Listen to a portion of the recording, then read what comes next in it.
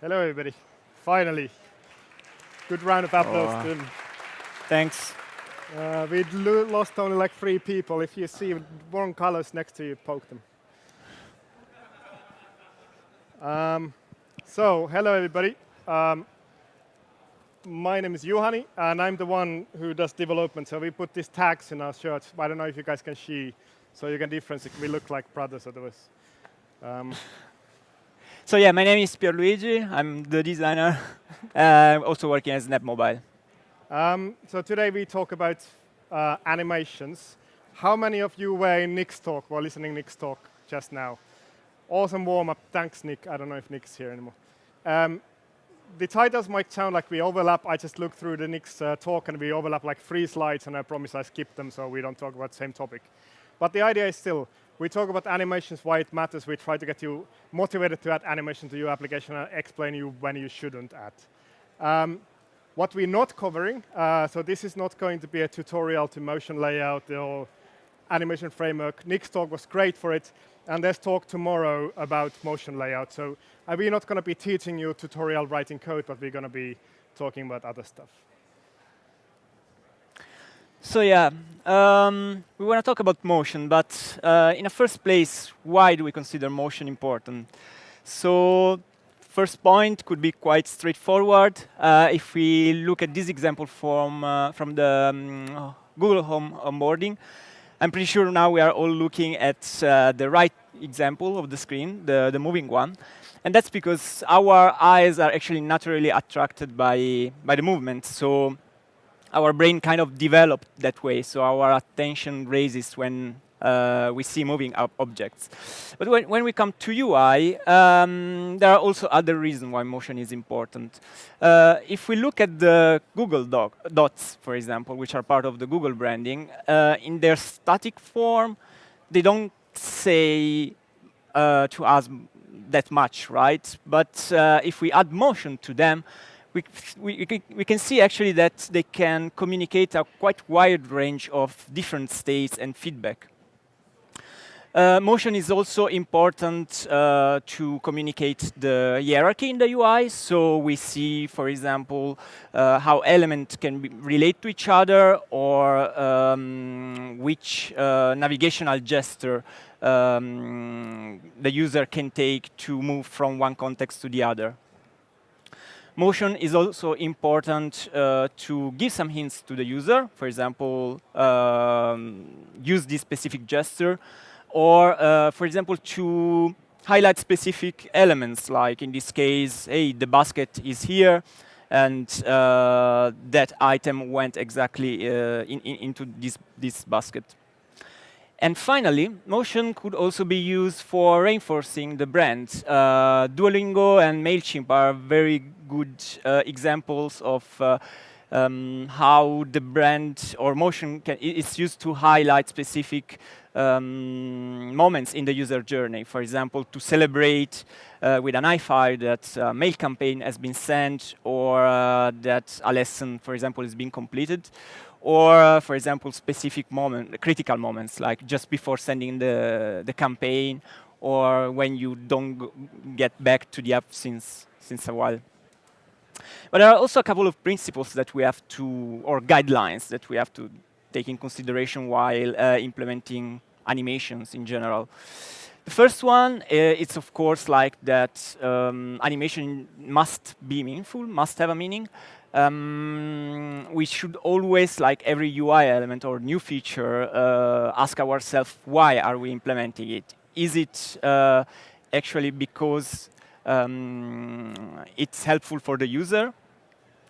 There are, for example, some we mentioned before, like animation can reinforce the brand, but if, like in this example from the Google guidelines, if we launch the brand or the logo animation every time we open the app from the background, we are actually distracting the user from his journey. So it's not really helpful. It's just basically meaningless. And also, animation should not distract the user from their journey, from consuming the content, and also it should not conflict with the UI patterns. Like in these examples, if we bring animation in such a core elements of the navigation, like the fab in this case, it doesn't really feel good. It's too much, definitely. And last but not least, we shouldn't try to over-exaggerate, so over-animate. Animation should still feel fluid, feel natural, and they shouldn't waste time. So we shouldn't exaggerate with animation. All right. So designers know all of this. What's our role as developer in this part? I think that we as developers, the most important thing for us is to understand Android. We need to be very deep in the platform. We know, but we are not just passive partner in creating animation in the applications. We're active partner. We want to push the boundaries. We want to know the platform, ideate together, and give opportunities. Sometimes designers don't know what is possible. For example, the talk last, what Nick talked about, Spring, all of this stuff might not, designers might think it's not possible, but it's actually easy for us. So let's ideate for those things. However, as we know, we need to communicate the limitations. We need to explain what are difficult, how much it's going to cost.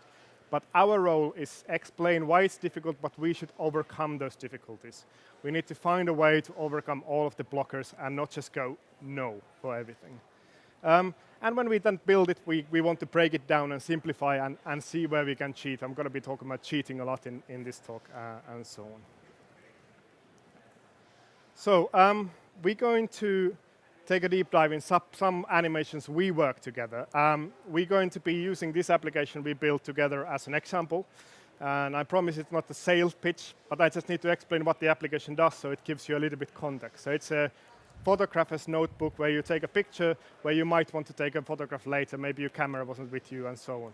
So it's kind of a personalized notebook for photographers.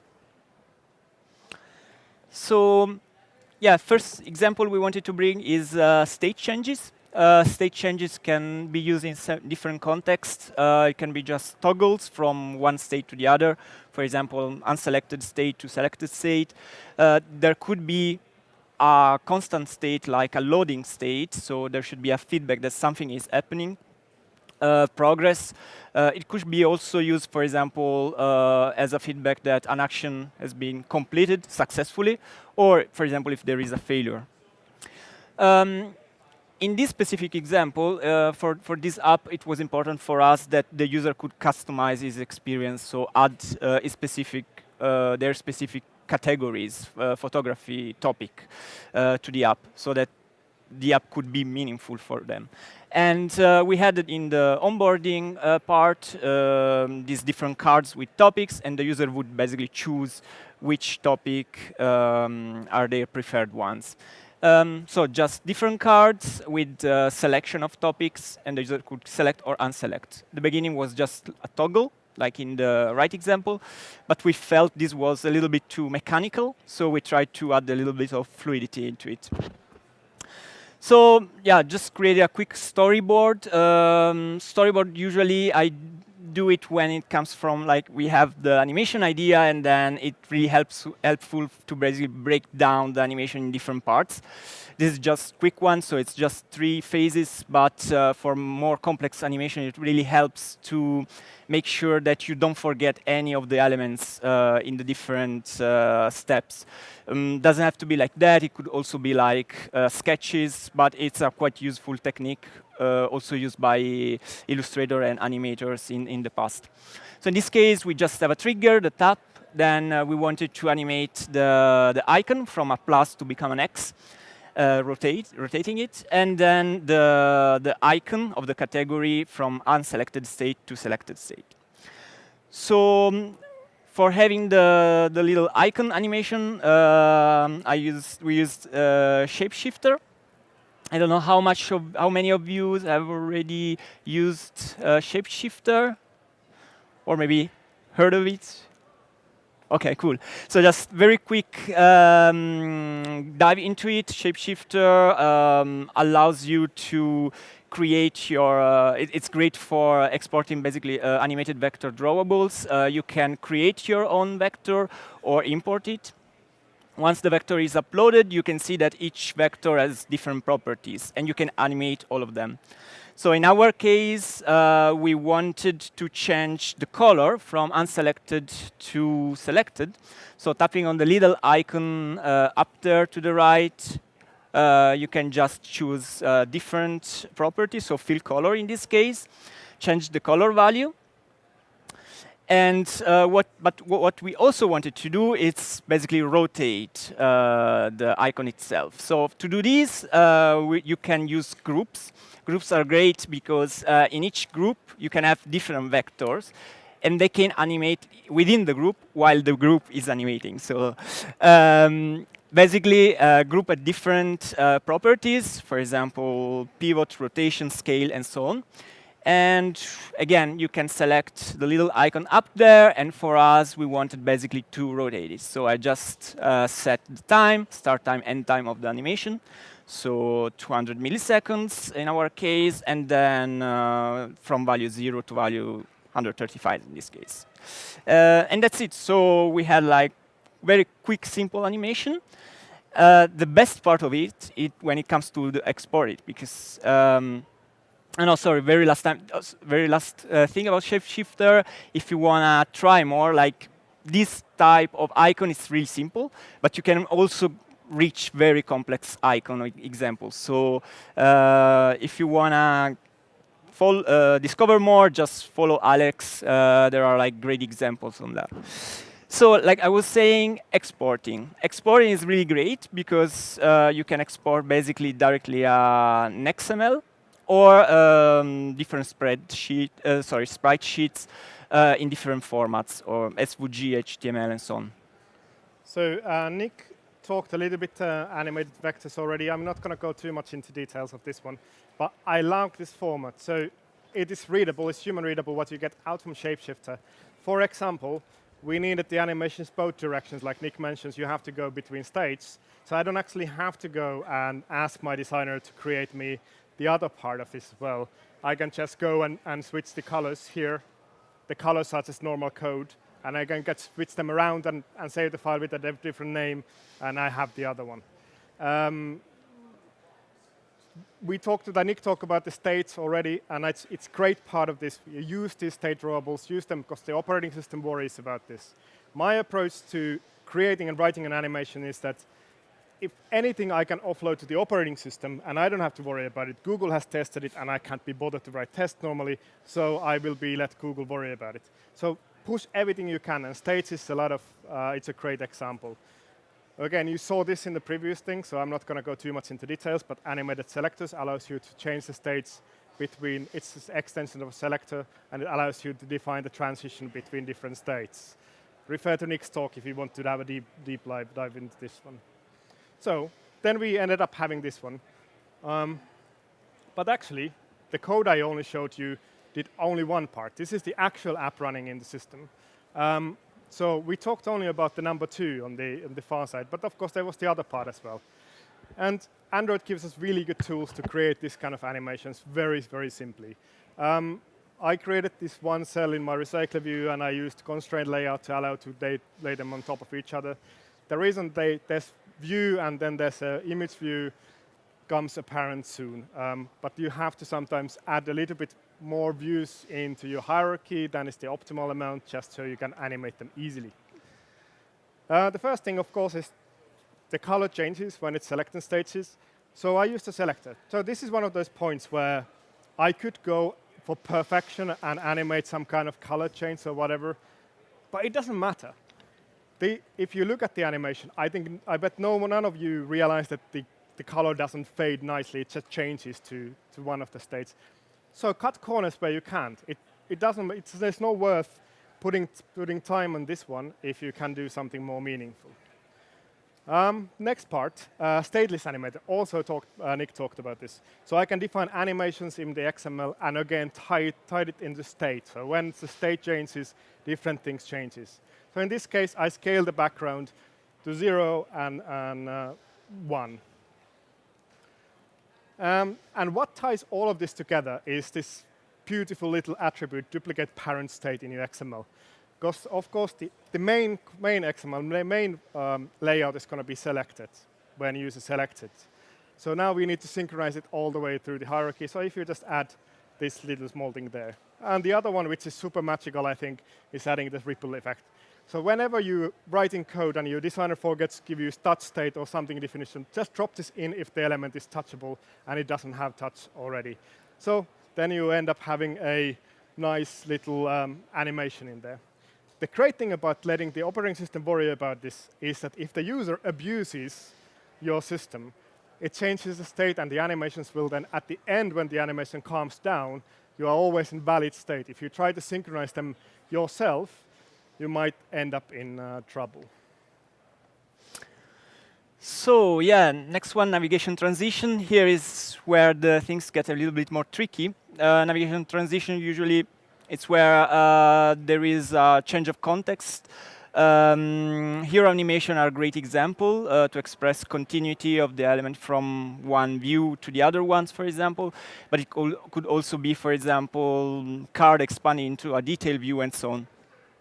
In our example, we had this list of photo notes, and the user could basically see the note as in a form of a list or of a map. So at the end, we had this toggle changing from the list view to the map view, but it didn't feel quite right because the content itself, it's the same. It's just the way how it gets displayed that differs. So we said, OK, let's maybe think it differently. We kind of took the Google Maps approach, and we said, OK, what if the list is on the top of the card, and you can basically slide it down to show the map, and slide it up again to see the list. So for this one, I used different tool, Adobe XD. There are like different ones. There is InVision Studio, FrameRX. Those are kind of interaction-based tools. So you can link gesture interaction, which basically trigger the animation, the different types of animations. In this case, what I did is to create like the different states, set the trigger, set the type of easing, the duration. And what I get is a sort of preview in the design tool itself of how the animation feels. So I can already see if the direction is good or not. So from this point of view, the Handover, it's a little bit more, let's say, trickier. You could export the video itself to the developers or the link so it can play directly on the mobile or on the device itself. What I also found quite useful is to basically when the navigation or the navigation pattern is quite long, so you have like different views and state and so on, to kind of export directly hotspots. For example, in Zeplin offers this opportunity, so you can kind of know, especially if you have not been part from the discussion at the beginning, you can see how the different views interact with each other. And then, of course, you can also give the developers some hint about the easing and all the different values. But the most important part here is the communication. And I wanted to highlight it here because the problem is that you are not giving or exporting a sort of ready-made code or asset that you can just throw into the code, but it should be in this case, it was built natively. So it's really important to communicate what's possible, what's not possible, and iterate on it. And if you're a developer, don't be afraid to ask questions. So we tend to guess wrong as developers.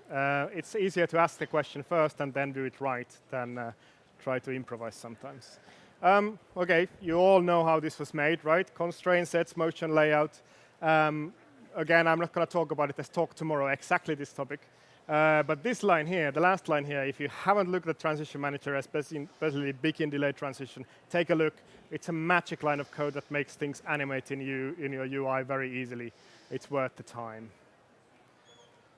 So this is what we ended up with. I don't know if our guys are here in the audience, but this was the end result wasn't quite this, but it was good enough for us to release, and you can try it in the Google Play Store if you want to.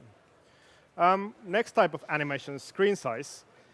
Android screen size animation that wasn't the case just a year ago or 2 years ago. But now it's becoming a thing. So now you have to be prepared for Chrome OS. You don't know what size your window is going to be, and user can drag and drop it, and now you can fold your phones and all of these things. And if you just animate, if you don't animate, if you just resize, it's quite boring. It's quite difficult to follow what's happening. Where did the data go, and where so on? So you might want to do something better. So this is, for example, Peer would do this kind of game list on things and actually do nice transitions. But this gave me a flashback because I was standing at that state there last year and talking about this exact topic. So I'm not going to go it again. That talk there's a video of it. The technical side of that talk is outdated. Ignore all of that. The design side of it is completely valid. Yes, we talk about why it matters that you should use the empty space and how you should utilize the bigger screen and so on. Fortunately, also Google released a code lab for Chrome OS that how you can animate between different layouts. Just go and try this code lab, and you're good. So next one is onboarding. Onboarding could be quite useful because you could show through motion what the app does. So not just show a static example of an app feature, but also like example of interaction of the app. And it could also be useful for highlight some elements, some feature, giving some hints to the user. So that was our onboarding. It's basically very simple screen, one screen with the possibility to sign in. But yeah, we had this sort of illustration type on the top, but we were not really happy with it. So we said, like, okay, let's try to push it a little bit farther. So what we thought is that to better illustrate the functionality of the app, we would use sort of animation in which the hand with the phone comes in, takes the picture, and then after taking the picture, actually you get the smart categories, which are basically the topic you have set up and comes from the ML kit. So to do this, I used AfterEffects. AfterEffects, it's a quite complex tool. You can do like very complex animations. So it's like timeline based. You can add keyframes with different effects and so on. This was basically the sort of output or idea I had, and we came up with. But how to translate this or how to implement this? Of course, we used probably you used it or heard of it already. We used Lottie, and for basically as an export tool, it's really straightforward. What you do is just to select the composition when you want to export, where you want to export to, and then export it. And then basically the output is going to be a JSON file. Just quick thing about Lottie. It's really useful. There are a lot of guidelines, both for platform implementation, but also for the designers. There are like tips how to better create animations in After Effects. Here there are a couple of them. For example, keep it really simple. Try to do not add too many effects because they might break. Try to convert layers to shape layers because of course they are lighter, and then you don't need to create a separate asset folder for it. And also export at 1x, so your composition should be basically at 1x, and then the system would basically scale it up and take care of the rest. Another useful thing is that Lottie as an app, and in the app you can basically check the performance of your output, and also gives you like some warnings, like for in this case some of the merge paths were only supported from KitKat Plus and so on. So you can basically, designer can directly check if the output is good or not within the app. And it's basically what it comes out of it. So this is not quite as readable as the Android vector drawable code. Fortunately, you don't have to read it. If you have to look into this, you've done something wrong already. So you basically treat it as a binary or something that you get from the designer and you ignore what's in it. You just get a JSON file, you drop it in resource folder, and that's it. But we have the other part of the handover, what we do with Zeplin. So it's still, you need to figure out, okay, this is the animation, where does it go, what's the paddings, what's the margins, and so on. So we simply use Zeplin and one image. Unfortunately, Zeplin doesn't currently support adding Lottie directly into it, so there's just an image, but we can understand what it is. The cool thing about Lottie is it's just a custom view in your layout. You just drop a custom view. It supports listeners that you can hook into end of the animation when it's running and so on. And it's just a library you put in. They just released 3.0, I think, last week or the week before. It's worth looking into if you haven't looked for a while. They did a lot of new things and a lot of optimization. They optimized, for example, the size. It's a very tiny library and doesn't add a lot of methods into it. Great thing is that what they've done, really nice things, like it supports the normal Android image view positioning, so you can just use scale types in there, the way you learn to use them. And it's even compatible with motion layout, so you can synchronize your drags and drops with the motion layout. So this is what we ended up with, and I think it's much nicer as animated. At least it makes the user feel more welcome when they come to the things. Then the next type of animation. This is like we didn't come up with a name with this one, so we did something is happening behind the scenes. The point is that not anything needs to be animated, and I'm not talking about just having a loading spinner happening somewhere. With this one, I mean something more complex, something that affects the user's work, something that the user needs to understand what's going on. Everybody understands it's just loading from a server and data comes in. You don't need to do anything special with this one. So here's an example. Excuse our messy office, because I filmed this in our office, but the first version of the application is when you take a picture, there's a spinner, then something happens, and then you have some categories here. Great, works super nice, but a little bit confusing the user. So we improved it. The next version is, we added the, oh, didn't work? Let's try again. Okay, we added the better loading spinner, doesn't really matter so much, but we also made clear for the user that the computer is figuring out what's going on. I have no idea where it's his bird in this one, but saw a bird in that one. But we also categorized a little bit differently this thing. So it was much more clear to the user. The computer is looking at the picture you did. It's trying to suggest you something. Maybe you want to do these things. This looked very complex first when I looked at it. I got it from Peer. But turned out this was actually very easy to do. This was half an hour or so to do. So you have to cheat. Some things that are too difficult to do. So randomly animating things in random places is very difficult. You don't know when they overlap, you don't know how they appear, and so on. So I cheated in this one. So these dots appear here. I actually hard-coded 5 different dots into the UI. I knew where they're going to be. I just hard-coded coordinates in there. And instead of randomizing where they appear, I randomized the order they appear in. This is good enough for users that use these applications. They don't get to use to the pattern they are, and they don't pay so much attention. It looks like it's random every time, and it gives the right feeling of it animating. So cheat where you can. This cut my development time a lot. Layout, in this case, is also difficult. You kind of have to move things around and so on. But constraint layout is really awesome. There's a lot of tools if you look into a constraint layout, what you can do this kind of transition very easily. Again, I cheated a little bit. I had the coordinates, but I didn't actually use coordinates. I used biases.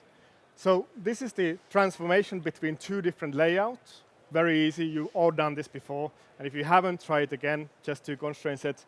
But this is where the magic of this thing happens. And 2 lines. So I just set horizontal bias and vertical bias. So then it doesn't matter what screen size it is. And when it animates to a smaller screen, the dots are still separated nicely, and I don't have to worry about it. I could have done X coordinates, start X and end X, and try to animate them there, but I didn't have to.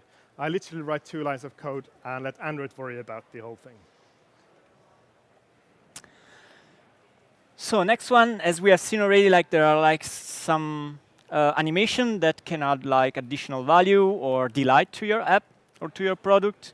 They could be used, for example, to reinforce the brand or celebrate specific moments in the user journey. This is another product, hobby project we have developed together, and it's basically a step counter. This is actually our main screen. So there is the home screen, which is the core screen of the app, where you have the count of your steps and your friends and so on. But we said, like, okay, this is the screen where if we should invest basically more time into. So we said, okay, let's try to do something with this static toolbar on the top. So we discussed a little bit, and we came up with this idea of having basically different assets and different colors depending the time of the day. So when you would open the app, the sun, or indeed the moon, would basically move to his position, to the relative position, but then you could still basically scroll up the whole thing and go back to the normal blue toolbar. So what I did here is to create like the different states for each time of the day, and then I exported to using Zeplin to Yuani the different gradients, so it could take basically the different endpoints for the color values, and the different assets, of course, of the sun and the moon and clouds and so on, depending on the moment of the day. And yeah, then I basically passed the ball to Yuan and I said, can you implement that? When you get a complex-looking thing from your designer, the first thing to do is look if I can't simplify it, if I can figure out how to break it into pieces. So again, I cheat where I can, I simplify where I can, and we define together what is good enough. So nothing doesn't need to be perfect, it just needs to be good enough. So I was surprised to see this in Nick's slide as well, actually quite happy. So the first thing I did, okay, let me simplify it. It's just going to be numbers between 0 and 1, and then I had a Boolean flag say day or night. This makes me think about this, like structure the problem, smaller problems, so I don't have to think about everything at once. I said, okay, I'm going to tie everything to these two values. Some reason the animations don't work. Oh, now it worked. So the other thing is like, if you see how the moon and the sun work, they don't actually follow a curve, because I couldn't be bothered to do trigonometry or sines and cosines and so on. So it actually goes straight line. Who's going to know this, right? So why would I spend time working on that stuff? And because I simplified the 0 to 1, and I got all of these things, so all of these values to stack, and when I do scrolling, things will just work. So this was the result of things. So it animates and it still works during the animation. Doesn't matter when the user scrolls, and all of these things, they just work. And things are easy. So yeah, let's add some motion. I think if every time we want to start and we want to get inspired, there are like a few examples that we could see, like the internet is full, there are like different platforms. Usually designers sometimes tend to go really crazy, so not everything that you find it's basically implementable, but there are like very good examples for inspirations and so on. One of those is, for example, lottifiles.com. It's quite useful. You can basically grab one of those examples and implement it basically straight away. It's also quite important and very useful to check out the material guidelines. They are very well done, and basically all the principles are in there. There are examples of do, don't, so it's very useful to check them out. And yeah, this kind of overview of tools I wanted to bring. I'm not going to dive too much into specifics, but sometimes like I got asked which tool do you use for animation. The answer is it's like depends. So it really depends on the complexity of the animation, the type of animation. So it could be just a very simple interaction tool. It could be like more complex animation, so up down to AfterEffects and so on. And of course, depending also on the different workflows, then the handover and the implementation is going to be different. But depending on the tool, like I said already, it's really important to communicate the idea from the very first stage to the very final one. And that's where it comes in the iteration. I believe that more iterations you fit in your application development, the better the application is going to be. So we work really hard to remove all friction between designers and developers. That's why we're here together. We work fast together. This is our short process of how we work when we go to animations. We discuss, we chat, we try out something very quickly. If you know Android, you can try out something super quickly. We keep iterating. We agree on okay, what is the right direction, and then we start polishing iterations. Quick example, this is an application we did over Christmas break. And we wanted to have the bubbles work in a certain way. We just didn't know how. So we started on Slack, because we are based in different cities. So we were talking, okay, what about this? What about this? So basically you see me sending video files to peer. So we tried quite a few different things to figure out what is going to be the right thing to do. Worth noting that these were all done in half an hour. All of these 10 iterations were done in half an hour. So the faster you iterate, the better you know the platform. You need to support your designers, and better your application is going to be. I thought we're going to end up our presentation, everybody else is clapping already, with a couple of things that we find good in other applications we've seen, examples that we think are very good to look up to. Here's an interesting example. This is Google releasing 2 applications for one purpose for some reason, like they often do. I think this one here, which is the Google Now, is amazing. It's very pleasant to add like or less on something. Google News, on the other hand, is pretty crap in that one. So this is, again, one company can create something that is great and something that isn't so great. So look at Google Now, not so much on this one. Android Auto is really great. For some reason, the animations don't start correctly. OK, now it's starting. The animation doesn't have to be complex to be great. I love this navigation happening here. This simple animation is going to tell me that if you don't do anything, the system will press that button for you. It doesn't have to be complex. It's extremely powerful, extremely useful. Google Fit. I love the animations between the week, day, and month things.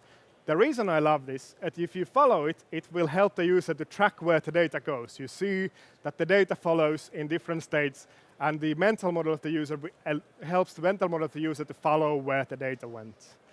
I asked Twitter what animations are quite nice, and somebody said the Twitter-like animation is quite nice. And it actually is quite nice. It's very simple. You do that a lot on Twitter. Again, doesn't have to be super complicated to be good.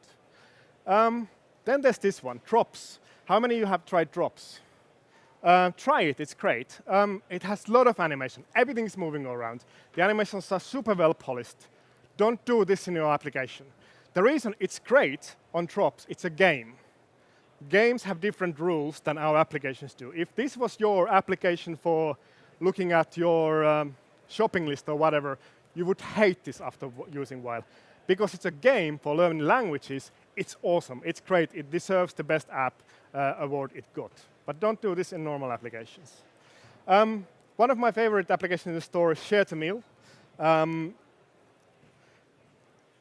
Let's see if the animation starts now. It starts now. Very simple animations. They emphasize the call to action at the bottom. The gradient, we can discuss if that's great or not.